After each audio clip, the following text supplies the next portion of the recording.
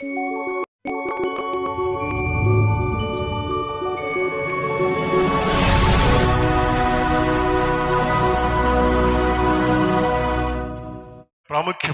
అంశంకి వచ్చి ఉంటాం. సమయము.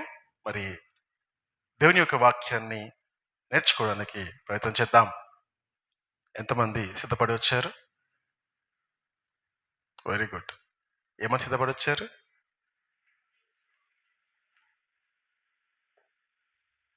మొదటి వారం కనిపించిన ప్రజలు ఇంకో వారం కనపడరు. ఒక వారం కనిపించిన ప్రజలు ఇంకో వారం కనపడరు.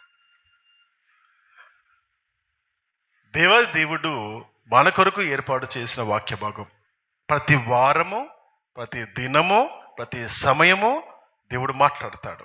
కేవలం మొదటి ఆదివారం మాత్రమే మాట్లాడాడు. అర్థమైందా? ప్రతి దినము ప్రభు మాట్లాడతాడు. నేను అనుకుంటాను అవకాశం ఉంటే ప్రతి దినము దేవుని సన్నిధిలో మనము మరి వాక్యం నేర్చుకోవడానికి ఇష్టపడాలి, సిద్ధపడాలి. చక్కగా నేర్చుకోవడానికి శిష్యుడు ఏ విధంగా మరి తన నేర్పిస్తున్న మరి గురువు దగ్గరికి ఏ విధంగా వెళ్తాడో పరిగెత్తుకొని వెళ్ళి ఉదయం, మధ్యాహ్నం, సాయంకాలము కొన్ని మాటలు గురువు దగ్గర నుంచి నాకు దొరుకుతాయో అన్న ఆశతో, ఆసక్తితో ప్రతి దినము కనిపెట్టుకొని ఉంటారు. మరి అనుకుంటాను క్రైస్తవుల్లో ఈ వారం కాకుండా ఇంకో వారం ఉంటుంది. దానిదేముంది? అవునా? ఏ వారం కాకుండా ఒకవేళ వారం వెంబడి వారం మిస్ అయినా కూడా నాకు యూట్యూబ్లు ఉన్నాయి, చూసుకుంటా. గమనించండి. ఇల్లు ఒకటే, ఇంట్లో చెప్పే వాక్యాలు ఒకటే. ఒక సిస్టమేటిక్ వేలో మన వాక్యాన్ని అధ్యయనం చేసుకుంటూ వెళ్తాం. ఎక్కడ పడితే అక్కడ వినుకుంటూ, ఏది పడితే అది వినుకుంటూ పోతే ఎటు వెళ్తామో తెలియదు. చాలా పరిగెత్తాం, కానీ గమ్యము తెలియని ఒక గాలిపటం పరిగెత్తినట్టు పరిగెత్తారు. చాలామంది అట్లా పరిగెత్తున్నారు, తెలుసు కూడా నాకు. ఓకేనా? జాగ్రత్త. రైట్? దేవుని దగ్గర నేర్చుకోవడానికి ఇష్టపడతాం. ఇక్కడే ఎక్కడైనా నేర్చుకోవచ్చు. నేర్చుకోవాలన్న ఆశ మాత్రము కావాలి. దానికి ఏం పెట్టాలంటే ఎఫర్ట్ పెట్టాలి. ఎఫర్ట్ అంటే నీ సమయం ఇవ్వాలి. అవునా? నీ టైం ఇవ్వాలి. తర్వాత నేర్చుకోవాలన్నా ఫస్ట్ ఆఫ్ ఆల్ ఆశ ఉండాలి లోపట. నేను నేర్చుకోవాలి. చాలా నేర్చుకున్నాను అనుకుంటే ఈ ఆశ ఉండదు. ఐన్స్టీన్ చనిపోయేటప్పుడు అంటాడట, ఇంత జ్ఞానం కదా నీది, ఇంత జ్ఞానం కదా, ఏం నేర్చుకున్నావు? మొత్తం నేర్చేసుకో, ప్రపంచం అంతా మీకు జ్ఞానం ఉందంటే ఏం జ్ఞానం ఉంది? ఇప్పటికీ నా చిటికెన్న వేలు పైన ఉన్న tip of my little finger అన్నాడంట. I learn whatever I have learn is the tip of my little finger. అంటే నా చివరి చిన్న వేలుకు ఉన్న పై భాగం అంతా కూడా జ్ఞానం నేర్చుకోలేను నేను నా జీవితకాలం అంతా అని ఎవరంటున్నారు? Albert Einstein. ప్రపంచంలోనూ మేధావి అయిన మనము. అర్థమవుతుందా? రైట్. ఒక సహోదరుతో మాడుతున్నప్పుడు ఆ సహోదరుని అతను అంటున్నాడు ఏమంటే, మేము ఎంత జ్ఞానం అయిపోయినాం అన్న తెలుసా బ్రదర్, ఎంత జ్ఞానం అయిపోయామంటే మీరు వాక్యాన్ని ఇట్లా చెప్పండి, ఇక్కడ ఈ రెఫరెన్స్ చెప్పండి, ఓ ఇదా నాకు తెలుసులే, అంత జ్ఞానంలో అయిపోయాం మేము అని అంటున్నాడు. మంచిదే అన్నాను. మంచిదే. బతుకుతున్నావు మరి? నేర్చుకున్నావా నిజంగా? అది తెలుసు, వాక్యం తెలుసు, నేర్చుకున్నావా మరి? నేర్చుకో. టైటిల్ తెలుసు, అంతే. టైటిల్ మాత్రమే తెలుసు, ఇంకేం తెలియదు. సో ఆ విధంగా ఉండకుండా జాగ్రత్త పడదాం. తెలుసు అనుకోవడానికి ఈ ప్రపంచాన్ని, ఇప్పుడున్న ప్రపంచం అనుకుంటాను, లేదా ముందరే ఉండొచ్చు, బట్ ఇప్పుడున్న ప్రపంచాన్ని నేను చూస్తాను, నాకు అర్థమవుతుంది అంటే ఒక భయంకరమైన మహమ్మారి అందరినీ పట్టుకొని పీడిస్తుంది. ఆ మహమ్మారి పేరేంటో తెలుసా? సాతాను కాదు. నాకు తెలుసు. ఐ నో అన్న మహమ్మారి ప్రపంచంలో ఉన్న మనుషులందరినీ పట్టుకొని పీడిస్తుంది. నాకు తెలుసు అనుకుంటే నేర్చుకోవడానికి అవకాశం లేదు. నాకు ఇంకా నేర్చుకోవాలి. నాకు తెలుసు, తెలియదని కాదు, తెలుసు, ఇంకా ఎంతో నేర్చుకునేది ఉన్నది అని నువ్వు నీ శరీరమును, నీ సమయమును, తర్వాత సమస్తమును వెచ్చించి నువ్వు అక్కడ కూర్చొని నేర్చుకోవాలన్న హృదయాన్ని నువ్వు ఓపెన్ చేసి దేవుని సన్నిధిలో కూర్చుంటే ఆయన ధారాళంగా నింపుతాడు. నీ గిన్నె ఎంత ఉందో అంతే పడుతుంది. నీ గిన్నె ఎంత పెద్దగా చేసుకుంటావో అంత ఎక్కువ జ్ఞానం. కాబట్టి జాగ్రత్త. నీ గిన్నె ఎంత ఉందో చూసుకో. ఇంత ఉందా. నీ గంట ప్రసంగంలో ఒక్క మాట కొరకే నువ్వు వచ్చావేమో, నీ గిన్నె ఇంతనే ఉన్నట్టు. ఒక్క మాట తెలుసు ఒక్క మాటను పట్టుకుంది అంటారు. ఎందుకు పట్టుకుంది? ఒక్క మాట ప్రసంగంతో పట్టుకోవాలిగా. ఒక్క మాట పట్టుకోవడం ఏంటి? అర్థమవుతుందా? నో, నేను విన్నాను, చాలా మంది విన్నాను, ఈ ఒక్క మాట నన్ను తాకింది అంటారు. ఎందుకు? వాక్యమంతం తాకలేదు, రైట్? వాక్యమంగా వెళ్ళలేదు ఇంకా నేను. ఓకేనా? రికార్డింగ్ స్టార్ట్ చేసినట్టు మనోడు. Okay, right. అయితే అయితే తేజ నిన్న క్వశ్చన్ ప్రశ్న అడుగుతుంది. ప్రశ్న ఏంటంటే, నువ్వు చెప్తావు కానీ, గంట ప్రసంగం చెప్తావు కానీ అందరికి అర్థమవుతుంది? అది అందరికి అర్థమైతే అనుకుంటావా నువ్వు అన్నది? అర్థం కాదా? అర్థం కాదు. ఇంకెట్లా తెలుగులో చెప్తున్నాను, విడమర్చి చెప్తున్నాను, ఇంకెట్లా చెప్పమంటావు అంటే, ఏమో నాకెందుకు అనిపిస్తుంది, ఒక 3 4 అంతే అంతే, అంతకుమించి మిగతా వాళ్ళకు ఎగిరిపోతుంటుంది, అది ఎగిరిపోతుంటుంది. సరైన ప్రశ్ననే అది. అంటే నా భార్య కాబట్టి నన్ను అధ్యయనం చేస్తుంది, మిమ్మల్ని అధ్యయనం చేస్తుంది కాబట్టి మధ్యలో ఉండి నాకు చెబుతుంది అన్నమాట. చెబుతున్నప్పుడు నా సమాధానము ఏముండే అంటే, ఎట్లా చెప్పమంటావు మరి? స్టోరీలు చెప్పమంటావా? ఎట్లా చెప్పమంటావు? స్టోరీలు చెప్పమంటావా? కాకమ్మ కథలు చెప్పమంటావా? బయట ఉన్న ప్రపంచంలో జరిగేయడానికి తీసుకొచ్చి ఇక్కడ చెప్పమంటావా? వాళ్ళు తెలిసిందే చెప్పమంటావా? నన్ను ఆ మాట తనకన్నాను, అందరికీ చెప్తున్నాను. దేవుడు ఒక్కసారి తను తగ్గించుకున్నాడు. తను దేవుడు తగ్గించుకున్నాడు. అంత మహావైభవం నుండి దిగి వచ్చి కిందికి వచ్చి తను తగ్గించుకున్నాడు. ఆయన అక్కడే పెడదామా?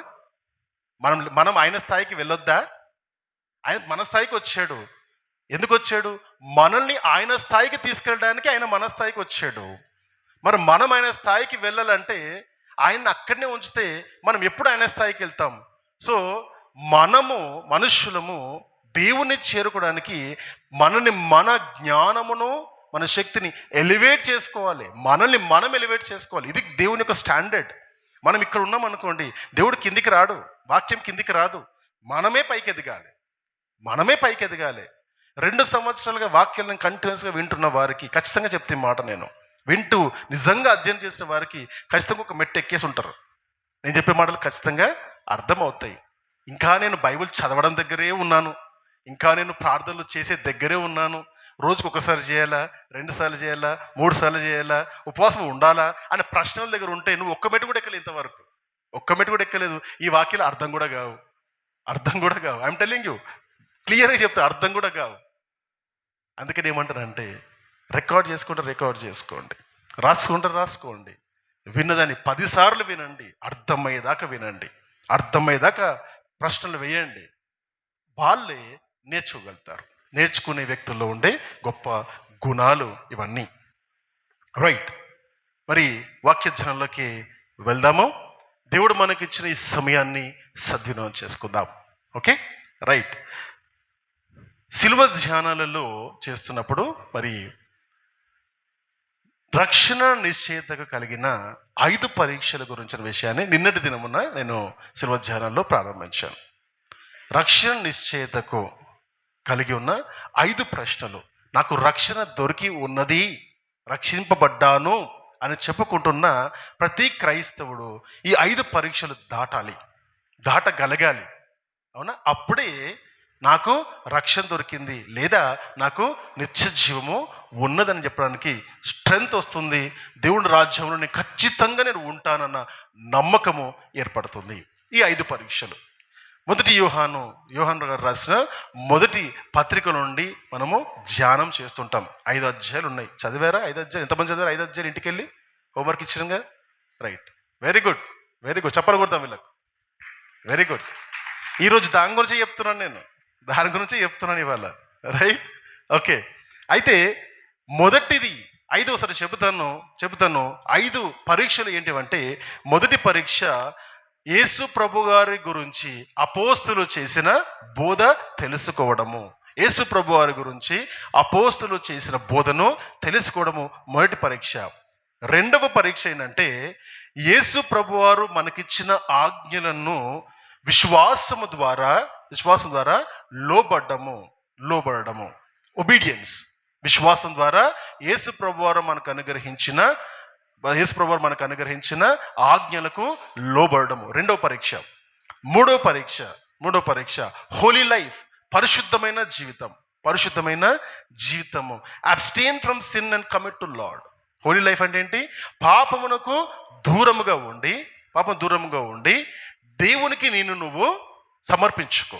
నువ్వు దేవునికి సమర్పించుకో. మూడవది. నాలుగవ పరీక్ష ఏంటంటే దేవుని పట్ల ప్రేమ, మనుషుల పట్ల ప్రేమ. దేవుని పట్ల ప్రేమ మరియు మనుషుల పట్ల ప్రేమ కలిగి ఉండడము. ఇది 4వ పరీక్ష. 5వ పరీక్ష ఏంటంటే పరిశుద్ధాత్మ దేవుని యొక్క సాక్ష్యం. ఈ 5 పరీక్షలు దాటి ఉన్నట్టయితే మనకు రక్షణ నిశ్చయిత ఉన్నది అని తెలుసుకోవాలి. అర్థమైందా? అయితే అందరూ క్రీస్తు నమ్మిన ప్రతి ఒక్కరూ మరి పరలోక రాజ్యానికి వెళ్తారా అంటే ప్రభు అంటాడు ఎస్ అనాలా, నో అనాలా? తను అంగీకరించిన వారందరికీ ఏమంటాడు ప్రభువారు? తనను ఎందరు అంగీకరించితురో వారందరినీ దేవుని కుమారులుగా చేసి ఉన్నాడు ఆయన.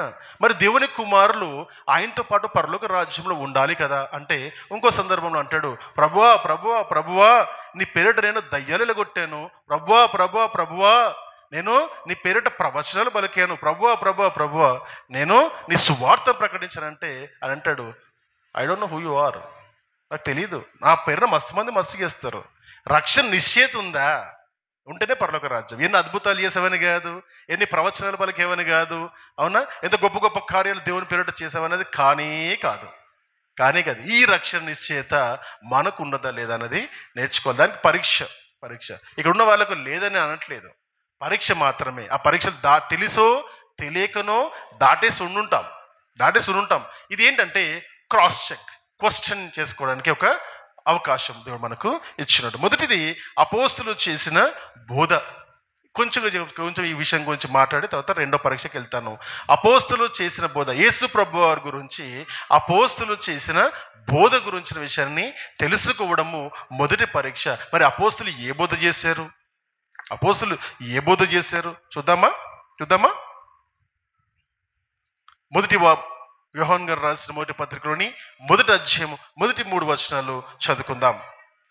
జీవవాక్యమును గూర్చినది ఆది నుండి ఏది ఉండెనో, మేము ఏది వింటిమో, కన్నులారా మేము ఏది చూచితిమో, మేము ఏది నిదానించి కనుగొంటిమో, మా చేతులు దేనిని తాకి చూచినో అది మాకు తెలిసి ఉన్నది మీకు తెలియజేయుచున్నాం.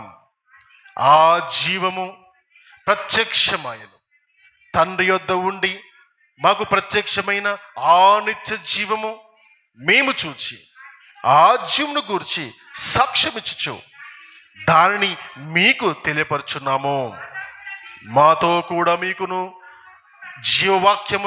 జీవముతో నిత్య జీవముతో సహవాసము కలుగునట్లు మేము కళ్ళారా చూచిన దానిని, మేము చెవులతో విన్న దానిని మీకు తెలియజేయుచున్నాము. అయితే మన సహవాసం అయితే తండ్రితో కూడాను ఆయన కుమారుని యేసుక్రీస్తు కూడాను ఉన్నది. చలం. ఈ మాటలు వింటున్నప్పుడు ఒక మాట అర్థమవుతుంది ఏంటంటే అల్టిమేట్గా అపోస్తులు యేసు ప్రభువు గురించి చేసిన బోధ ఏంటంటే తండ్రితోనూ తన కుమారునితోనూ సహవాసము చేయించడానికే ఈ బోధలన్నీ చేశారు. మనం ఎందుకు వస్తున్నాం ప్రతి ఆదివారం నేర్చుకోవడానికి? దేవునితో సహవాసము పెంచుకోవడానికి, అవునా? అయితే ఈ లోకములో చాలా తక్కువ విలువ ఇచ్చేది ఏదైనా ఉంది అంటే సహవాసానికే. దేవుని సహవాసం గురించి చెప్పట్లేదు నేను, మనుషుల మధ్య ఉన్న సహవాసం గురించి మాట్లాడుతున్నాను. ఒక భార్య భర్త, నేను తనను ప్రేమిస్తున్నాను, తనతో సహవాసం ఉంటున్నాను కాబట్టి తనతో కలిసి ఉండడము, నేను దానికి విలువ ఇస్తేనే తనకు విలువ ఇస్తాను. భర్తకు కూడా భార్య విలువ ఇస్తేనే తన సహవాసాన్ని అనుకుంటేనే ఆ సహవాసాన్ని కాపాడుకుంటారు. చిన్న బిడ్డలు తమ తల్లిదండ్రుల దగ్గరికి వచ్చినప్పుడు వాళ్ళకి కావలసిన కోరికలన్నీ అడుగుతూ వాళ్ళతో సహవాసం చేస్తారు. అయితే ఈ సహవాసాలు అన్నింటిలో నిజంగా మనకు తెలియకుండా దాన్ని చాలా తేలికగా తీసుకుంటారు. అంటే దాని కొరకు కొత్త ప్రయత్నాలు ఏవి చెయ్యట్లేదు, తగ్గిపోయింది. అంటే ఏంటి? ఎగ్జాంపుల్ ఎట్లా చెప్పాలి? ప్రేమించుకునే జంటను చూస్తే ప్రతి దినము రోజు 4 గంటలు అమ్మాయి కొరకు ఎదురు చూస్తాడు. పెళ్ళైన తర్వాత జ్వరం వచ్చినా చూడడు, అంతేనా? భర్త యవ్వన దశలో ఉండి బాగా సంపాదించినప్పుడు భార్య చక్కగా లోబడుతుంది. భర్త ముసలివాడైన తర్వాత నోరులేస్తుంది. అర్థమవుతుందా? ప్రాక్టికల్ థింగ్స్ని మాడుతున్నాను నేను. ప్రాక్టికల్ థింగ్స్ మాడుతున్నాను. చిన్న బిడ్డలు వాళ్ళకి కావలసినన్ని తల్లిదండ్రుల దగ్గర కోరుకుంటారు. అవి ఇస్తేనే వాళ్ళని మెచ్చుకుంటారు. అవి దొరకకపోతే చుడకరిస్తారు. అయితే ఏం జరుగుతుంది అంటే మనకు కావలసింది దొరికేంత వరకు మాత్రమే మనుషులతో సహవాసం ఉంటున్నాం. మనకు కావాల్సింది దొరికిన తర్వాత మనము చూపించవలసిన ప్రేమ చూపించే సమయానికి మనుషుల సహవాసం నుండి తప్పిపోతున్నారు, తక్కువ పడుతున్నారు. అర్థమవుతుందా? ఈ విధంగా చూస్తే ప్రపంచవ్యాప్తంగా ప్రేమను నిలుపుకోవడానికి, ఒక వ్యక్తితో ఇంకో వ్యక్తి సహవాసం ఉండడానికి చాలా కష్టం, లేదా దానిపైన ఫోకస్ చేయట్లేదు, అధ్యయనం దానికి చేయట్లేదు. మరి ఇది ఇట్లుంటే, మనుషులను చూస్తుంటే ఇట్లుంటే, కనపడని దేవునితో నీ సహవాసము చేయాలనుకున్నప్పుడు ఇంకెన్ని ప్రయత్నాలు చేయాలి? అసలు చేస్తామా? కనపడే మనిషిని ప్రేమించలేము, కానీ కనపడని దేవుణ్ణి మాత్రము, దేవుడు ఉన్నాడని మనుషులను చంపడం కూడా వెనక్కిపోము. కనపడే మనిషిని ప్రేమించలేము, కనపడే దేవుణ్ణి ప్రేమిస్తాం. మరి వేషధారులు కాదా? దేన్ని ప్రేమిస్తున్నాం? మనమే ప్రేమించుకుంటున్నాం. దేవుడు అన్న పెట్టి మనుషులు వాళ్ళే ప్రేమించుకుంటున్నారు. ఇది నేర్చుకోవాలి. అయితే ఇక్కడ యోహాను భక్తుడు లేదా అపోస్తలులు మనుషులుగా ఉన్న, అంటే అప్పటి వరకు దేవుడు నమ్మని బిడ్డలకు చెబుతున్న మాటలు ఏంటంటే, మేము జీవవాక్యమును చూసి ఉన్నాము, మేము జీవవాక్యమును తాకి ఉన్నాము, మేము జీవవాక్యమును గ్రహించి అధ్యయనం చేసి ఉన్నాము, మేము జీవవాక్యముతో మాట్లాడి ఉన్నాము. మాకు తెలుసు ఈ జీవవాక్యము ఏంటి అంటే నిత్య జీవము.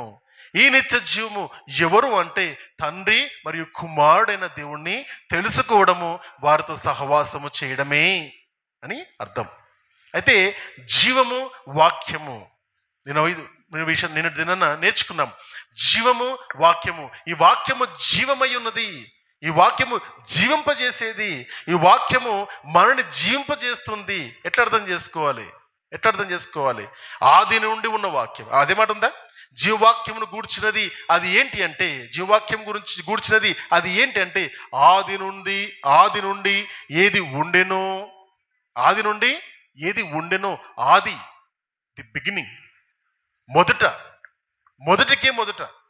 అవునా? బిగినింగ్ అది.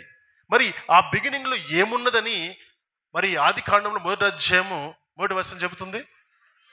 ఆది యందు వాక్యం ఉన్నట. మళ్ళీ నేను అది తప్పు చేశారు. ఆది యందు దేవుడు భూమిని ఆకాశములను సృష్టించెను అని ఆది యందు మాట్లాడతాడు. ఆ ఆది యందు ఎవరున్నారని ఇవన్నీ చేశారు? ఆది యందు ఎవరు ఉన్నారని ఇవన్నీ చేశారు? ఎవరు ఉండి చేశారు ఇవన్నీ? ఎవరు ఉండగలగాలి? ఒక్కరే ఉండగలగాలి, దేవుడు మాత్రమే ఉండగలగాలి. ఆది యందు ఎవరు ఉన్నారంటే దేవుడు ఉన్నాడు. ఆయన ఆదికి ముందు ఉన్నాడా?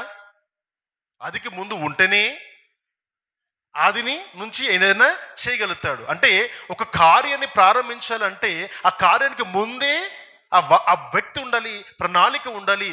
ఆ కార్యము దాల్చినప్పుడు అక్కడ నుండి ప్రారంభించబడుతుంది. ఒక ఇల్లు కట్టేటప్పుడు పునాదిరాయి వేస్తారు. పునాదిరాయి వేసినప్పుడు ఆ రోజు ఎప్పుడు కట్టారండి ఇల్లు అంటే, ఆ దినమున పునాదిరాయి వేసామంటారు. మరి పునాదిరాయి వేయక ముందు ఆ ఇల్లు లేదా అంటే, ఇక్కడ ఉంది ఆలోచనలో, ప్రణాళికలలో అది ఆల్రెడీ ఉంది. అంటే ఆ ఇల్లు ప్రారంభించబడక ముందే ప్రణాళికల్లో ఆ ఇల్లు ఆల్రెడీ ఉంది. దాన్ని ప్రారంభించే క్రియ అది దాల్చింది. అయితే ఈ ఇటర్నల్ పాస్ట్లో ఎవరున్నారంటే దేవుడు మాత్రమే ఉన్నాడు. ఆదికి ముందే దేవుడు ఉన్నాడు. ఆ దేవుడు ఏమై ఉన్నాడు, ఎవరు ఉన్నారని మారితే ఇదే యోహాను భక్తుడు యోహాను సువార్తలో 1వ అధ్యాయంలో 1వ వచనంతో మారుతాడు. ఆ ఆది యందు ఏ దేవుడై ఉండెనో ఆ ఆది యందు ఎవరుండే అంటే వాక్యం ఉండెను. అంటే దేవుడుండే, దేవునితో పాటు వాక్యం కూడా ఉండే. ఆ వాక్యం ఎక్కడుండే? దేవుని యొద్ద ఆ వాక్యం ఉండే. మరి వాక్యము ఏమై ఉండే? ఆ వాక్యము దేవుడే ఉండే. అంటే వాక్యము దేవుడు ఒక్కడే. ఈ వాక్యము ఆ దేవుడు ఒక్కడే. నేను చదువుతున్న వాక్యము, నన్ను సృష్టించిన దేవుడు ఒక్కడే. ఈ వాక్యం చదువుతున్నప్పుడు నాకు ఏ విషయాలు నాకు నేర్చుకుంటున్నానో అవన్నీ నా దేవుడు ప్రత్యక్షంగా నాతో పలికిన ఇది అది ఒక్కటే. అర్థమవుతుందా? ఈ ఆది అందు ఏముండంటే ఆ జీవ వాక్యము ఉండే. ఆ వాక్యము ఏం చేశారంటే ఆ వాక్యమే శరీరధారి లోకానికి వచ్చి ఉన్నారు. ఇది అపోస్తల బోధ. ఎందుకు వచ్చారు శరీరధారి అయి? మనల్ని రక్షించడానికి వచ్చాడు. రెండవది మనతో సహవాసము చేయడానికి వచ్చాడు. పాపం వల్ల మనుషులు దేవునికి దూరం అయ్యారు. ఆది యందు లేదా సృష్టి కలగజేసినప్పుడు దేవుడి సృష్టి అంతా చేసి 6 రోజులు కష్టపడి సృష్టి అంతా చేసి 6వ దినమున నరుని చేశాడు. ఆదాముగాను హవ్వగాను చేసినప్పుడు వాళ్ళకు ఒక అధికారం ఇచ్చాడు. ఈ లోకాన్ని అంతటిని కూడా మీరు లోబరుచుకోండి అని అధికారం ఇచ్చారు.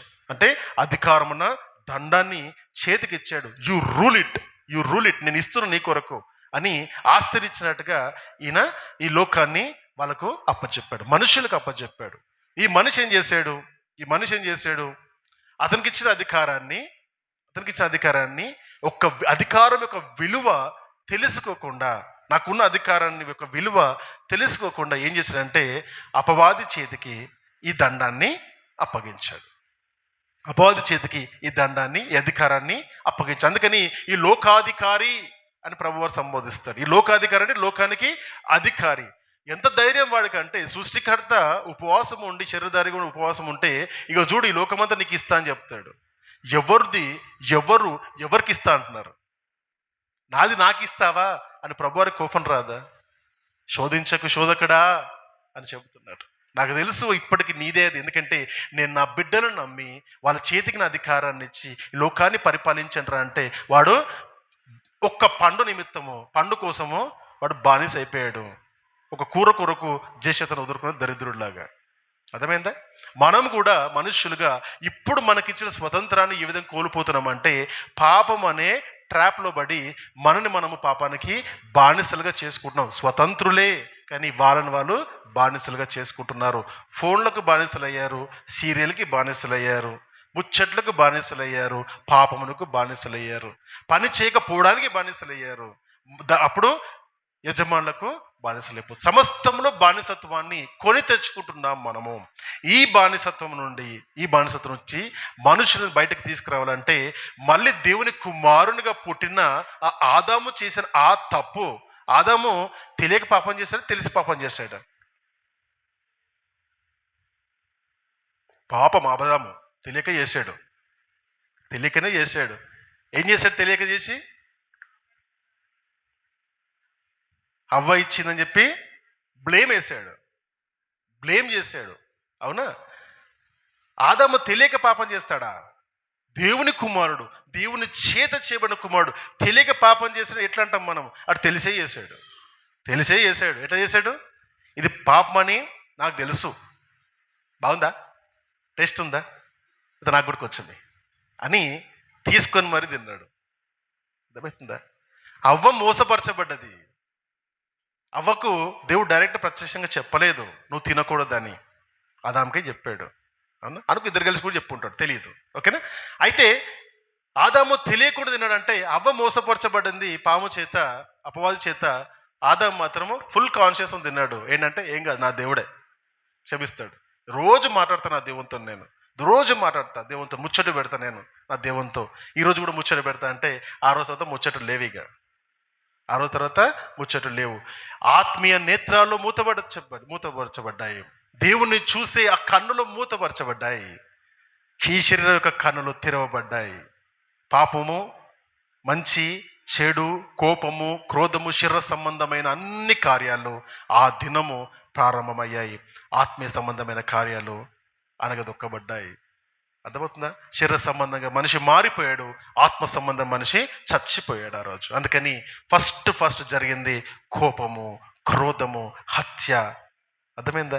దేవుడు ఆ రోజు పోరాడితే ఈ రోజు వరకు కూడా అదే పోరాటం. నా పిల్లలను తిరిగి నా దగ్గరికి చేర్చుకొని గొర్రెల వలె తువ్వ తప్పితిమి అంటే మరి తెలిసే తప్పిపోతున్నాం, ఇంకా తప్పిపోతున్నాం. ఇవన్నిటి నుంచి బయటకు తీసుకురావాలంటే ఈ జీవవాక్యము, దేవుడై ఉన్న వాక్యము, దేవుని దగ్గరున్న వాక్యము, ఆయనే దేవుడై ఉండి శరీరాన్ని దాల్చుకొని, అంటే వాక్యానికి శరీరాన్ని దాల్చుకొని ఆయన లోకంలో సంచరించి మనకు అర్థమయ్యే రీతిగా ధర్మశాస్త్రాన్ని మనకు నేర్పించి, బ్రతికే విధానాన్ని మనకు నేర్పించి, దేవుడు తను తగ్గించుకొని మంచంటే ఇది, చెడంటే ఇదని ఆయన దేవుని కుమారుడు మనుష్య కుమారునిగా మార్చబడ్డాడు. మీకు అర్థమైందా? దేవుని కుమారుడు మనుష్య కుమారునిగా మార్చబడ్డాడు. ఆనాడు దేవుని కుమారుడుగా చెప్పబడుతున్న ఆదాము పాపం చేశాడు. ఈనాడు మనుష్య కుమారుడుగా పిలువబడిన ఈ కడమలో వచ్చిన ఆదాము పాపం చేయలేదు. అంటే దేవుని కుమారుడు పాపం చేశాడు, కానీ ఈ మనుష్య కుమారుడు పాపము చెయ్యలేదు, చెయ్యొద్దని నేర్చుకున్నాడు. ఎందుకంటే అక్కడ తప్పిపోయాడు, ఇక్కడ ఈయన కూడా శరీరధారిగా తప్పిపోతే ఈ లోకానికి ఎప్పుడు విడుదల దొరకదు, ఒకరికి ఎప్పుడు విడుదల దొరకదు. అందుకని ఆయన వచ్చి దేవునితో సహవాసం, తెగిపోయిన ఆ సహవాసాన్ని మళ్ళీ కలపడానికి ఆయన మనుష్య రీతిగా ఈ లోకానికి వచ్చి ఉన్నాడు. ఇది అపోస్తలులు చేసిన బోధ. ఇంకొక మాట చూద్దాం. ఎవడు అబద్ధికుడు? 2వ అధ్యాయం 21. మీరు సత్యమెరుగని వారైనందున నేను రాయలేదు, కానీ మీరు దానిని ఎరిగి ఉన్నందునను, ఏ అబద్ధమును సత్య సంబంధమైనది కాదని ఎరిగి ఉన్నందునను మీకు రాయించున్నాను. యేసు క్రీస్తు కాడని చెప్పువాడు తప్ప ఎవడబద్ధికుడు? తండ్రిని కుమారుని ఒప్పుకొనని వీడే క్రీస్తు విరోధి. కుమారుని ఒప్పుకొనని ప్రతి వాడును తండ్రిని అంగీకరించేవాడు కాడు. కుమారుని ఒప్పుకొనివాడు తండ్రిని అంగీకరించేవాడు. తండ్రి కుమారు గురించి ఇక్కడ మాట్లాడుతున్నారు. ఎందుకు మాట్లాడుతున్నారు? ఎవరైతే యేసు ప్రభు వారిని శరీరధారిగా వచ్చిన ఆయనను దేవునిగా అంగీకరించారో వారిని అబద్ధికులు అంటున్నారు. ఇప్పుడు ప్రశ్నించే ప్రతి గొంతుకు ఒక ప్రశ్న ఏంటంటే, ఎవరు అబద్ధికులు? క్రీస్తుని దేవుని కుమారుడు నమ్మని వాడే కదా అబద్ధికుడు, అవునా? మరి క్రీస్తుని ఆయన దేవుడా అని ప్రశ్నించే వారు ఏమవుతారంటే అబద్ధికులే అవుతారు. నమ్మని వారు, తెలిసినా నమ్మని వారు అబద్ధికులు అవుతారు. మనము అబద్ధికులము కాకూడదు. ఈ విధంగా అపోస్తలులు చేసిన బోధ ఏంటంటే, పరలోక రాజ్యం నుండి ఈ లోకానికి యేసు ప్రభువారు దేవుడే శరీరధారిగా వచ్చున్నాడు. దాన్ని మొదటిగా మనము వాళ్ళు చేసిన బోధగా నేర్చుకున్నాం. ఇప్పుడు నేర్చుకుందాం. ఏమని నేర్చుకుందాం? 2వ టెస్ట్ ఏంటంటే విశ్వాసము. యేసు ప్రభువారు మనకిచ్చిన ఆజ్ఞలను విశ్వాసముతో అంగీకరించడం లేదా లోబడ్డము. ఇక్కడ పెద్ద ప్రాబ్లం వస్తుంది, చాలా పెద్ద ప్రాబ్లం వస్తుంది. ఏం ప్రాబ్లం వస్తుంది? లోబడ్డం అనేది ఏ మనిషి ఒప్పుకోడు. లోబడ్డము మనిషి యొక్క తత్వమే కాదు. ఎప్పుడు లోబడతాడు? గమనించండి, మీ ప్రపంచాన్ని అంతా చూస్తుంటారు కదా. ఎవరికి లోబడతారు? అధికారము చేసేవాడు, అధికారం కింద ఉన్నవాడు, ఇద్దరు ఉన్నప్పుడు అధికారం కింద ఉన్నవాడు అధికారానికి లోబడవలసిందే. లోబడకపోతే శిక్ష విధించబడుతుంది. అయితే ఈ లోబడ్డము ఇష్టపూర్వకమైన లోబడ్డమా? అవునా? ఏ తప్పులు చేసినా నేను జైలు లేరని అనుకో, ఇష్టం వచ్చిన తప్పులు చేస్తారా? చేస్తారు. ఇష్టం వచ్చిన తప్పులు చేస్తారు. ఎందుకంటే ఏ తప్పు చేసినా పర్వాలేదు. ఏ అధికారము లేదనుకోండి, ఏ అధికారం లేకపోతే ఇష్టం వచ్చినట్టు మనుషులు బతికేస్తారు. లోబడ్డము మనిషికి నచ్చదు. తను తగ్గించుకోవడం మనిషికి నచ్చదు. డబ్బు లేకపోయినా సూట్లు వేసుకుంటారు, అప్పులు చేసి మరీ కార్లు కొంటారు, అవునా? విలువగల అత్తర్లు పూసుకుంటారు, స్టైల్గా నేను గొప్పవాడని చూపించుకోవడానికి ప్రయత్నాలు చేస్తారు. నేను లేనివాడని నన్ను అనుకోవద్దు. అర్థమవుతుందా? నిజంగా ధనవంతుడు ఎవరంటే అప్పులు లేనోడు ధనవంతుడు. మీకు అప్పులు లేవనుకో, మీ అంత ధనవంతుడు ఎవరు లేరు. మేమందరం బిదవాళ్ళం. అర్థమైందా? అప్పులు చేసి అన్ని పనులు చేస్తారు. కాబట్టి ఆలోచన చేస్తే తను తక్కువ చేసుకోవడము ఏ వ్యక్తికి ఇష్టం ఉండదు. తను తక్కువగా చూపించుకోవడం ఎవరికి ఇష్టం ఉండదు. అంటే ఏ వ్యక్తి కూడా లోబడ్డము ఇష్టం ఉండదు. నువ్వెవరు నాపైన అధికారం చెలాయించడానికి? హూ ఆర్ యూ అని అడుగుతారు. అవునా? ఖచ్చితంగా అడుగుతారు. నువ్వు మా అమ్మవా, నా నాన్నవా, నా అక్కవా, నా చెల్లివా, నా యజమానివా, నాకు పోషకుడువా? ఎవరు నువ్వు నాపైన అధికారం చెలాయిస్తున్నావు అంటారా? ఖచ్చితంగా అంటారు. ఎవ్వరు ఎవరికి లోబడ్డము ఇష్టము ఉండదు. ఇక్కడ మాట్లాడుతున్నది ఏంటంటే బలవంతంగా లోబడ్డం గురించి ప్రభువారు ఇక్కడ మాట్లాడలేదు, అపోస్తలులు నేర్పించట్లేదు. ఇక్కడ ఏం నేర్పిస్తున్నంటే యేసు ప్రభువారు చెప్పిన ఆజ్ఞలకు లోబడ్డం గురించి నేర్పిస్తున్నారు. లోబడి తత్వంలో ఏం ఉండాలి అంటే విశ్వాసం ఉండాలని నేర్పిస్తున్నారు. లోబడ్డంలో ఏముండాలి? విశ్వాసం ఉండాలి. ఆ విశ్వాసముతో ప్రభువు చెప్పిన మాటలకు లోబడాలి. ప్రార్థన చేయండి అంటే విశ్వాసంతో ప్రార్థన చెయ్యాలి. అవునా? మెలకువగా ఉండండి అంటే విశ్వాసంతో మెలకువగా ఉండాలి. అవునా? మరి నేను వచ్చే వరకు నా కొరకు కనిపెట్టుడి అంటే విశ్వాసముతో ఆయన చెప్పిన మాటను విని దాన్ని అంగీకరించాలి. నిన్ను ముట్టుబడిన కనుగుడును ముట్టును అని ఆయన ఆజ్ఞ ఇస్తే విశ్వాసముతో ఆజ్ఞను నమ్మాలి. నిన్ను విడువను ఎడబాయినను అని దేవుడు సెలవిస్తే ఆ ఆజ్ఞను పట్టుకొని విశ్వాసం దాన్ని పట్టుకోవాలి. అంటే ఏమర్థమైంది ఇక్కడ?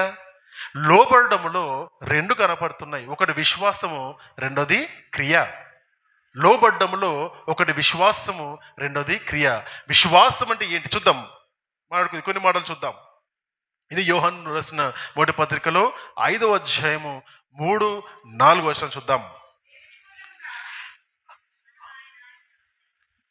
ఆయన ఆజ్ఞలు భారమైనవి కావు. ఎస్, మనం ఆయన ఆజ్ఞలను గైకొనుటయే దేవుణ్ణి ప్రేమించడం. ఫస్ట్ మాట ఏం చెప్పాం? దేవునితో సహవాసం. ఎందుకొరకు ఈ రక్షణ ప్రణాళిక విధంగా ఇవ్వబడిందంటే దేవునితో సహవాసం చేయడానికి. మనం ఎవరితో సహవాసం చేస్తాము?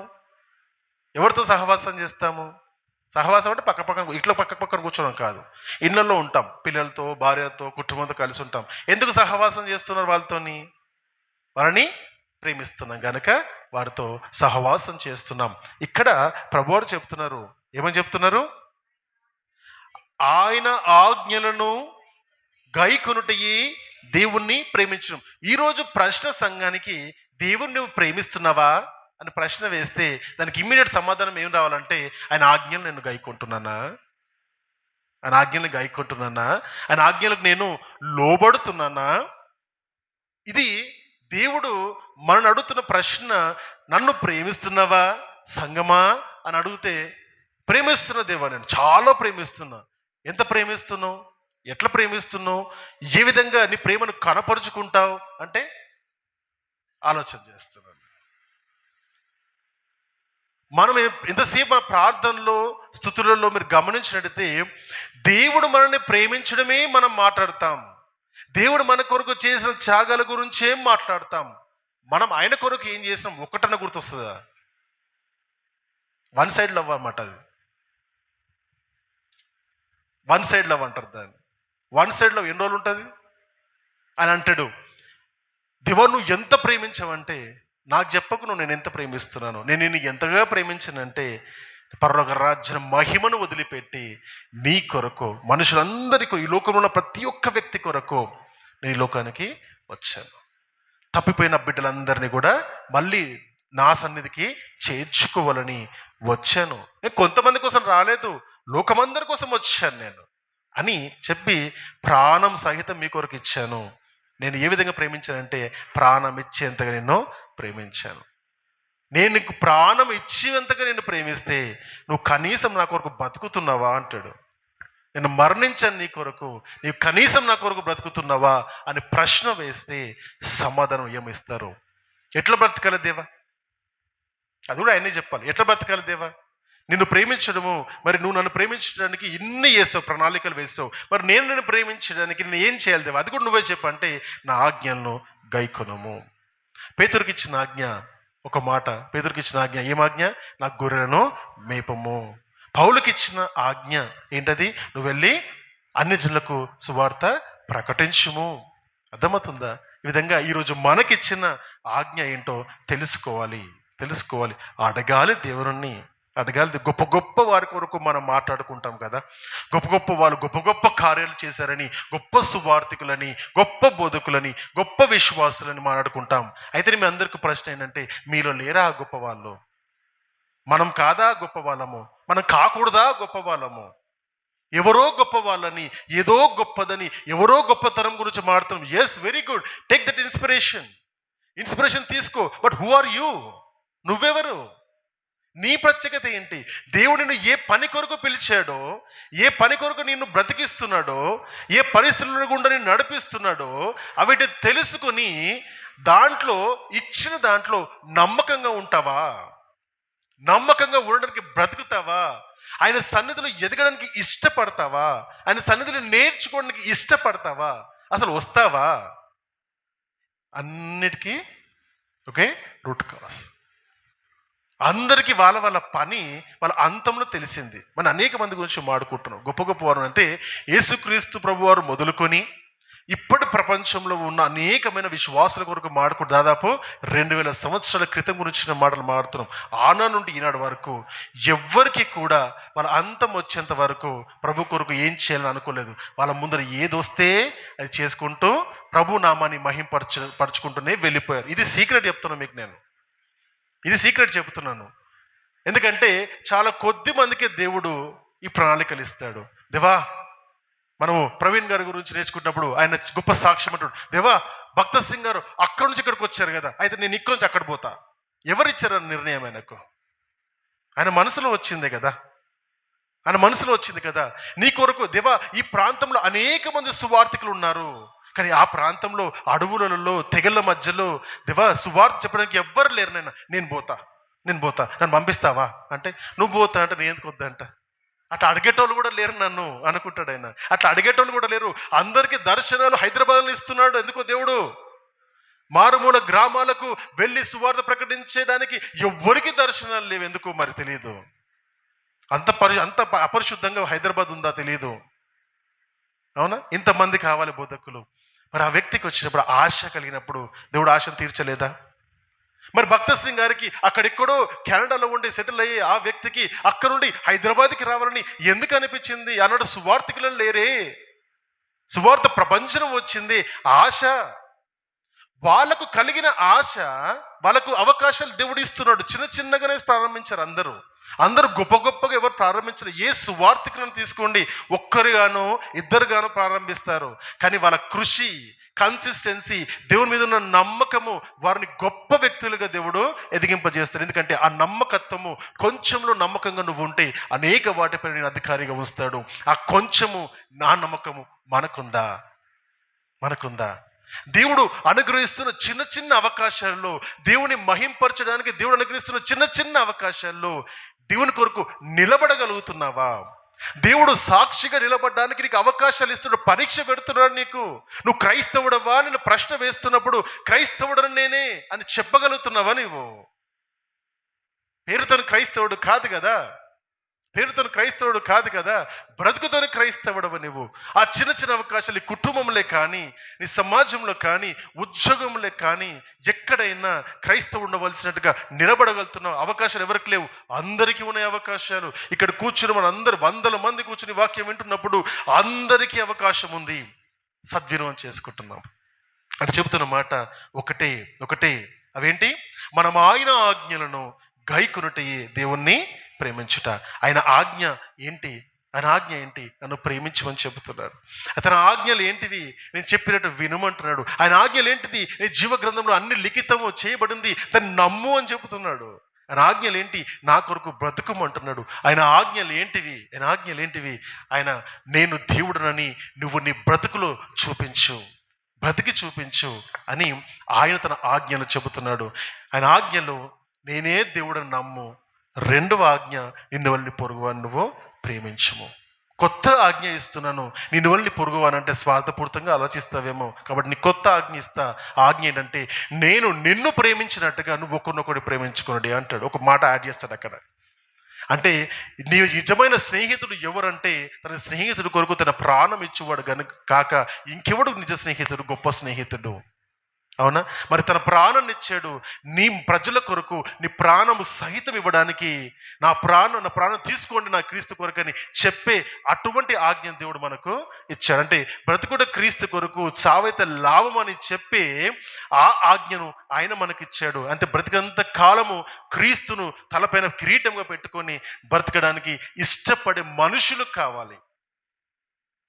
ఇప్పుడున్న మనుషులు ఆలోచన చేస్తే భయం అవుతుంది. ఏ భయమో తెలుసా?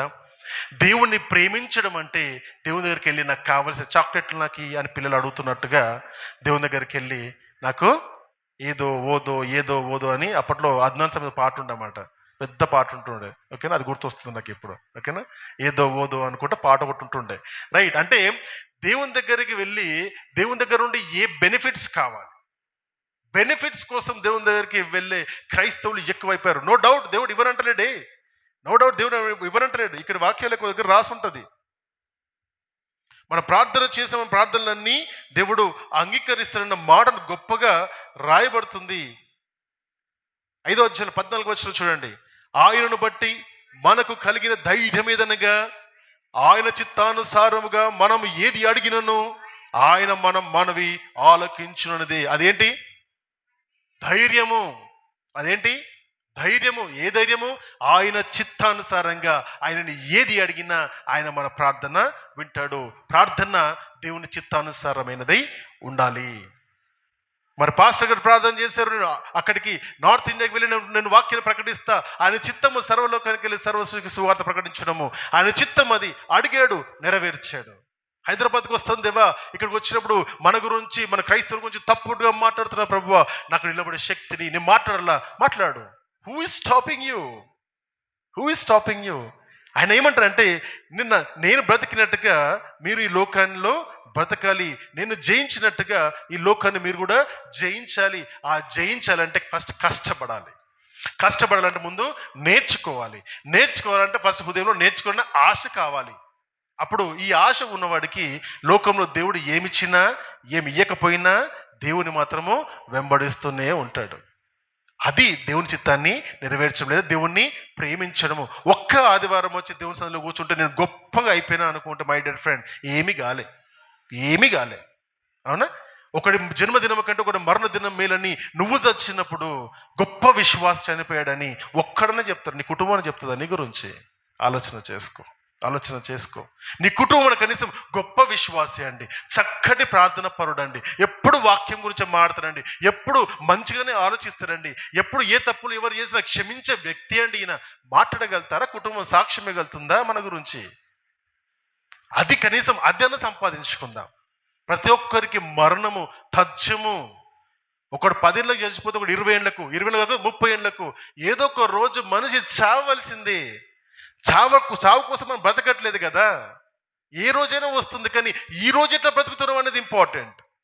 ఈ రోజు దేవుడు నీకు బహుమానంగా ఇచ్చిన జీవితాన్ని ఎట్లా వాడుకుంటున్నావు అన్నది ఇంపార్టెంట్. అది కదా కన్సిడర్ చేయాల్సింది. ఇంకా నేను నేర్చుకుంటానులే, సమయం ఉందిలే అంటే గమనించు, 10 ఏళ్ళ కింద నీ ముఖం ఎట్లుంది, ఇప్పుడు ఎట్లుందో. ముసలాడు అయిపోయి ఉంటావు, ముసలాళ్ళు అయిపోయి ఉంటారు. అవునా? మరి 10 ఏళ్ళ కింద నుండి ఈ రోజు వరకు ఇంకా నేర్చుకుంటానులే ఇంకెప్పుడు నేర్చుకుంటావు? ఇదే మంచి రోజు, ఇదే మంచి సమయము. చదవక్కర్లేదండి, నేర్చుకోవడానికి చదవక్కర్లేదు, జ్ఞానం అక్కర్లేదు, ఆశ కావాలి. ఆశ మాత్రమే కావాలి. నేర్పించే వాళ్ళు కరువైపోతారు. ఐఎమ్ టెల్లింగ్ యూ, నేర్పించే వాళ్ళు కరువైపోతారు. వినటం వల్ల విశ్వాసం వస్తుందేమో ఆనాడు, చదవడం ద్వారా విశ్వాసం దొరుకుతుంది ఈనాడు. వినటం మట్టుకే వింటే గుర్తుండదు. అధ్యయనం చేయాలి, కూర్చోవాలి, బెండ్ యువర్ సెల్ఫ్. పుస్తకాలు తెచ్చుకోవాలి, నోట్బుక్లు తెచ్చుకోవాలి, పెన్నులు తెచ్చుకోవాలి, అండర్లైన్ చేసుకోవాలి, రెఫరెన్స్లు రాసుకోవాలి, ఇంటికి వెళ్ళి మళ్ళీ వినాలి, వాక్యాన్ని ధ్యానించాలి. ఇది ఆ విధంగా ఉన్నదో లేదో అని శిష్యరికము చేసినట్టుగా ప్రతి ఒక్క బిడ్డ దేవుని నేర్చుకోవడానికి ఆ శిష్యరికం చేస్తేనే దేవుడు నీకు క్లియర్గా అర్థమవుతాడు. లేకపోతే మిడిమిడి జ్ఞానంలో ఉంటాడు. ఒక్క ప్రశ్న వేస్తే మటాష్ అందరూ. ఒక ప్రశ్న నేను దినాన్ని వేసాను నేను. ఏంటి? బౌద్ధునికి ముందు బౌద్ధ మతం లేదు, అవునా? మహావీర్ జైన్కి ముందు జైన మతం లేదు, క్రీస్తుకు ముందు క్రైస్తత్వం లేదు. అంతేనా? కరెక్టేనా? ఒప్పుకుంటారా? ఆ మాట ప్రశ్నకు ఏమని సమాధానం ఇస్తారు? కరెక్టే. అంటే క్రైస్తవం ఎప్పటి నుంచి ఉంది? క్రైస్తవం ఎప్పుడు ఉంటుంది? 2000 సంవత్సరం నుంచి క్రైస్తవం ఉంది. అవునా? అవునా? క్రీస్తు స్థాపించాడా క్రైస్తత్వాన్ని? క్రీస్తు చెప్పాడా నేను ఒక మతాన్ని స్థాపిస్తున్నానని? అపోస్తులు చెప్పారా నేను ఆ మతాన్ని క్రైస్తత్వాన్ని ప్రకటిస్తున్నామని? వాళ్ళు సిలువ వేయబడిన క్రీస్తు ప్రకటిస్తున్నామన్నారు. క్రైస్తత్వాన్ని ఎప్పుడు ప్రకటించలే. క్రైస్తత్వం మతంగా మారింది 323 ADలో కాన్స్టంటైనోపుల్ అయిన అక్కడ కాన్స్టంటైన్ రోమన్ ఎంపరర్ ఆయన చేశాడు రిలీజన్గా. మనుషులు చేశారు దాన్ని మతముగా. దేవుడు ఎప్పుడు దీన్ని మతంగా చేయలేదు, దాన్ని ప్రారంభించలేదు. అవునా? అపోస్తల కార్యాలు 11:32-33 అక్కడ మొట్టమొదటిసారి శిష్యులను క్రైస్తవులుగా పిలిచారు. ఎక్కడ? అంతియోకయ అనే ప్రాంతంలో శిష్యులు శిష్యులు శిష్యులు అంటే ఏ శిష్యులు? అందరి శిష్యులే. ఏ శిష్యులు? శిష్యులు ఏమన్నారు? క్రైస్తవులు అన్నారు. ఆ క్రైస్తవులు అనేది వావ్ వీళ్ళు క్రైస్తవులా అనలేదు. హేళన మాటలు మాడుతూ, ఇప్పుడు హేళన అంటారు కదా, మాలమాదిగులు తక్కువ జాతులు అన్నట్టుగా, గిరిజనులు హరిజనులు అనుకుంటా తక్కువ చేసి మాట్లాడినట్టుగా ఆనాడు క్రైస్తవులను తక్కువ చేసి అని వీళ్ళు క్రైస్తవులరా అన్నారు. హేళనగా ప్రారంభించబడినది ఈ పేరు. క్రైస్తత్వాన్ని ప్రకటించలేదు. క్రైస్తత్వం ఇది అని మతంగా ఆయన ఎప్పుడూ ప్రకటించలేదు. తనన్నాడు నేనే మార్గమును, ఈ సర్వలోకాన్ని సర్వ సృష్టిని రక్షించడానికి వచ్చిన వాడను నేను. ఈ ప్రదేశానికి వచ్చిన దేశానికి సంబంధించిన వాడని కాదు నేను. ఈ రాజ్యాలన్నీ నావే, ఈ ప్రపంచంలో మనుషులందరూ నావారే అని ప్రపంచానికి దేవుడుగా వచ్చాడు యేసు ప్రభు వారు. మతాన్ని స్థాపించలేదు ఆయనకు ముందు ఉన్న వాడు గనుకనే మొదటి వాక్యం మీకు చదివినిపించాను. ఏమని? ఆది అందు వాక్యముండను, వాక్యం దేవుని యొద్దనుండెను, వాక్యము దేవుడై ఉండను, ఆ వాక్యము శరీరధారిగా వచ్చాడంటే దేవుడే ఈ లోకానికి శరీరధారిగా వచ్చాడు. దేవుడు శరీరధారిగా వస్తే మతాన్ని ఎట్లా స్థాపిస్తాడు ఆయన? అందరు మనుషులైన బిడ్డలే కదా, అవునా? మన మధ్యలో వ్యతిరేకతలు ఉంటాయి, దేవుని దృష్టిలో వ్యతిరేకతలు లేవు, ఉండవు కూడా. కానీ ఏమంటున్నాడు అంటే ఆయన మనకు స్వాతంత్రం ఇస్తున్నాడు. స్వాతంత్రం ఇచ్చి విశ్వాసముతో నేను చెప్పిన ఆజ్ఞలు నువ్వు వింటావా అని మనతో మాట్లాడుతున్నారు ప్రభువారు. ఇంకో మాట చూద్దాం, యాకోబు పత్రిక చూద్దాం. యాకోబు పత్రికలోని 2వ అధ్యాయము 24-26 చూద్దాం. యాకోబు పత్రిక 2వ అధ్యాయము 24-26 వరకు. మనుష్యుడు విశ్వాస మూలమున మాత్రము కాక క్రియల మూలమును నీతిమంతుడని ఎంచబడునని మీరు దీని వలన గ్రహించితిరి.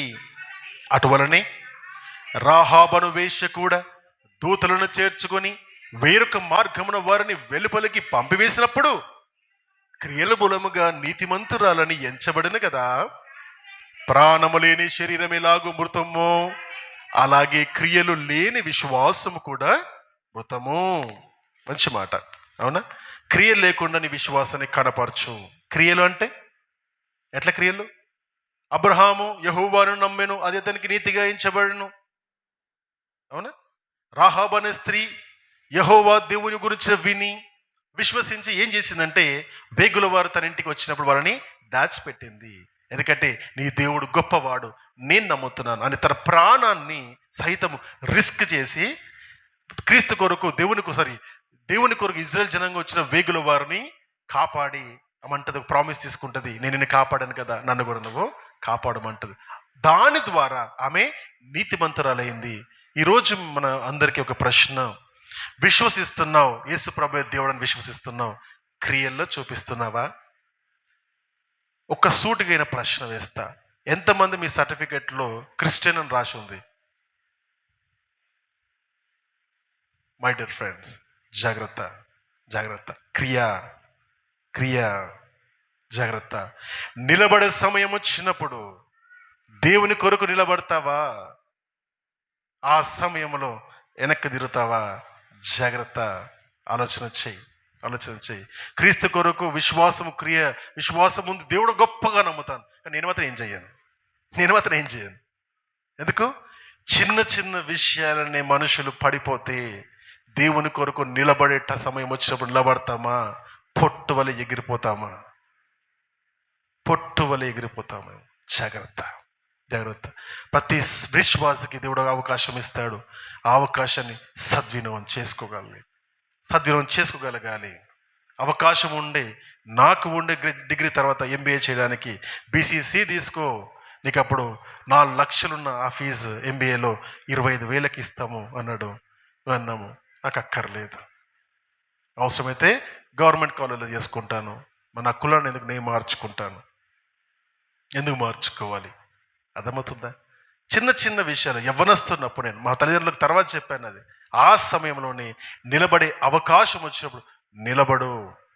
ఉద్యోగాలు చేస్తున్నప్పుడు జస్వంత్ అన్న పేరున్నప్పుడు జాన్గా పిలిపించుకున్నాను నేను.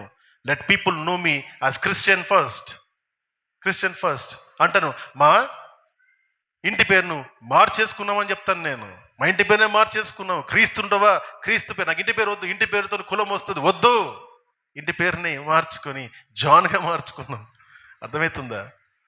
నిలబడు, ఒకసారి నిలబడి చూడు, ఆయన ఆజ్ఞలను శీర్ష వహించి నిలబడి చూడు, ఏం జరుగుతుంది? ఏమీ కాలేదు. ఈ రోజు వరకు నాకు ఏమీ కాలేదు. అర్థమా? తల్లిదండ్రులకు ఏమైనా అయిందా? వాళ్ళకి ఏం కాలేదు. నిలబడ్డారు. ఒక్క అడుగు దేవుని కొరకు నువ్వు వెయ్యి, ఆయన 100 అడుగులు నీ కొరకు వేస్తాడు. ఆ ఒక్క అడుగు ఎవరు వేస్తారా అని ఎదురు చూస్తాడు. ఎంతసేపు నేను రిసీవింగ్లోనే ఉంటే ఆయన కొరకు ఎప్పుడు బ్రతుకుతావు? శోధన రాక మానవు. చూద్దాం పేతురు గారు రాసిన ఈ పత్రిక మొదటి అధ్యాయంలో, పేతురు గారు రాసిన మొదటి పత్రికలో 3వ అధ్యాయము 12 నుండి 18 వచనాలు.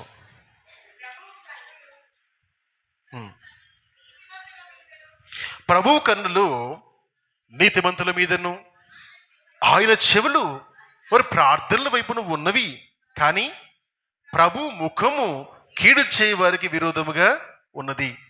మీరు మంచి విషయంలో ఆసక్తి గలవారైతే మీకు హాని చేయవాడెవడు? మీరు ఒకవేళ నీతి నిమిత్తము శ్రమ పడినను మీరు ధన్యులే.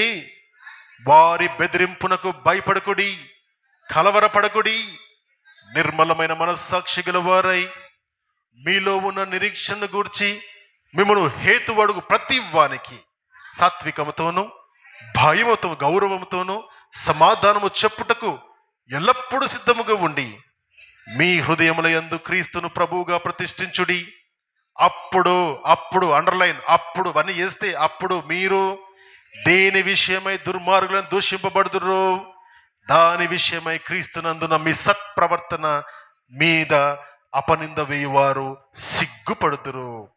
దేవుని చిత్తమలాగున్న ఎడల కీడు చేసి శ్రమపడుట కంటే మేలు చేసి శ్రమపడుటయే బహుమంచిది.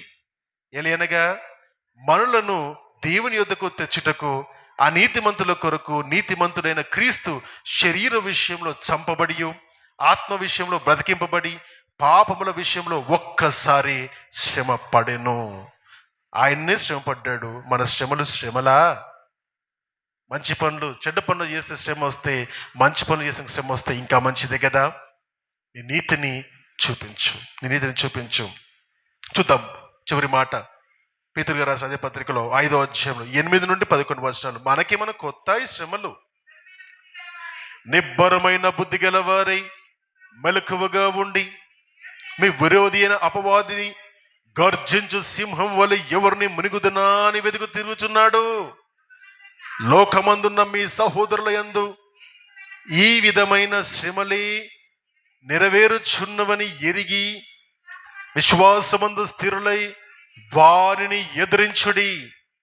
తన నిత్య మహిమకు క్రీస్తునందు మిమ్మును పిలిచిన సర్వకృపా నిధియగు దేవుడు కొంచెం కాలం మీకు శ్రమ పడిన పిమ్మట తానే మిమ్మును పూర్ణులుగాను చేసి స్థిరపరచి బలపరచును.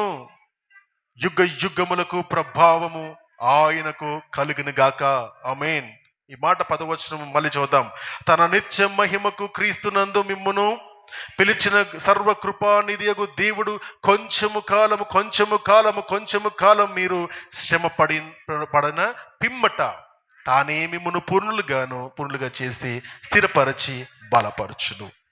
అర్థమవుతుందా? శ్రమల్లో విశ్వాసాన్ని కనపరచు.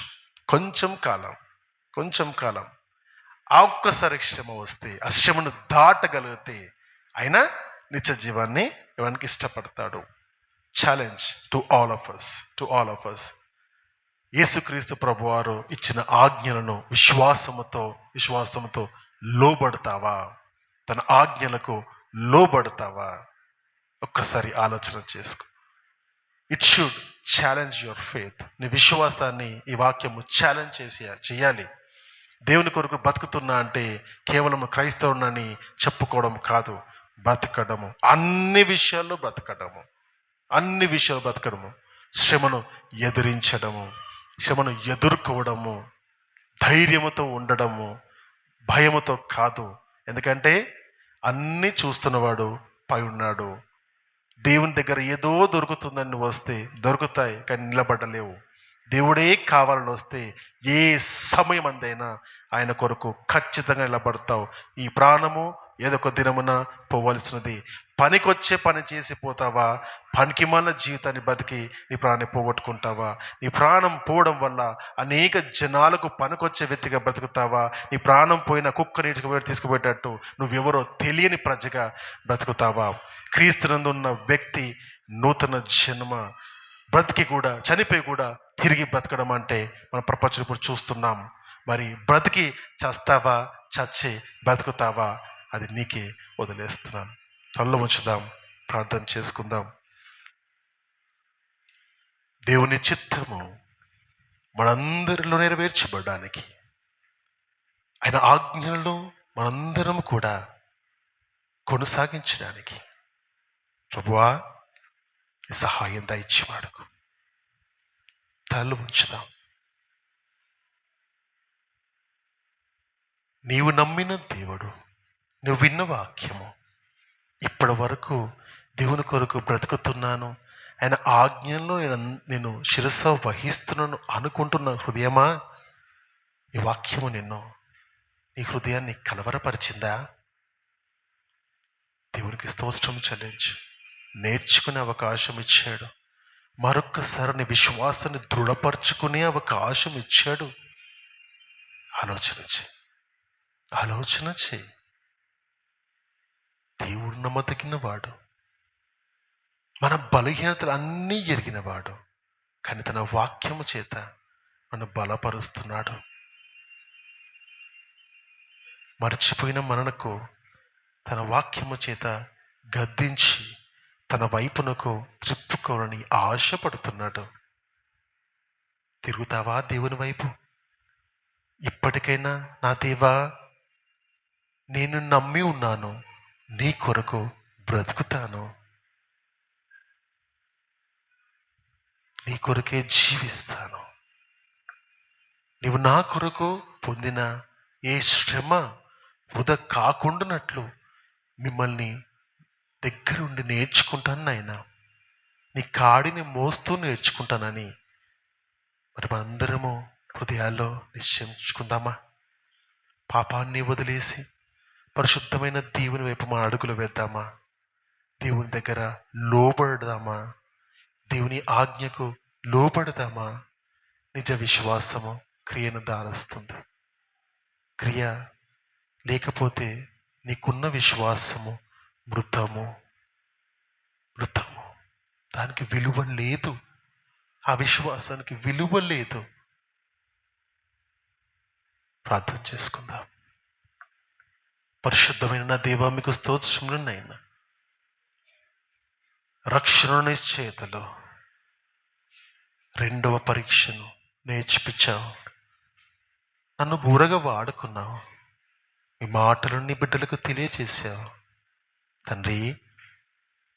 బిడ్డ విన్న ప్రతి మాట మర్చిపోకుండా వాళ్ళ హృదయాలను పరిశోధించుకొని దేవా, నొచ్చుకున్న హృదయాల నుండి నీకు ఘోషించినట్టుగా తయారు చేయండి నాయనా. నీ వాక్యము వెలుగునైనా, పవిత్రమునైనా, దాంట్లో లోపాలు లేవునైనా, మరి వాక్యం వింటున్నా మాలో ఏ లోపాలు ఉండకుండా సరిదిద్దండి నాయనా, సరిచేయండి ప్రభువా. బలిలో పాల్గొనడానికి మేము సిద్ధపడుతున్నాం. మరి బలిలో హస్తం వస్తున్నప్పుడు ఒక్కసారి నిజంగా నేను దేవుని యొక్క ఆజ్ఞలను శిరస వహించానా? ఆయన ఆజ్ఞలను నేను నేను నమ్ముతున్నానా అని ప్రశ్నించుకునే హృదయాన్ని నా బిడ్డలకు దయచేయండి ఆయన. సంఘమంతా దేవా మీ వాక్యాన్ని విని మన బ్రతుకులను మార్చుకున్నట్టుగా మీ కృపను బిడ్డల పైన ఎల్లప్పుడూ మీరు ఉంచమని ఈ సమయాన్ని ఇచ్చినందుకు మరొకసారి మీకు కృతజ్ఞతాస్తుతులు చెల్లిస్తూ నజరీయుడు అతి పరిశుద్ధుడు యేసు అతి శ్రేష్టమైన నామములో ప్రార్థన అడుగుచున్నాను తండ్రి. ఆమేన్. ఆమేన్. God bless you.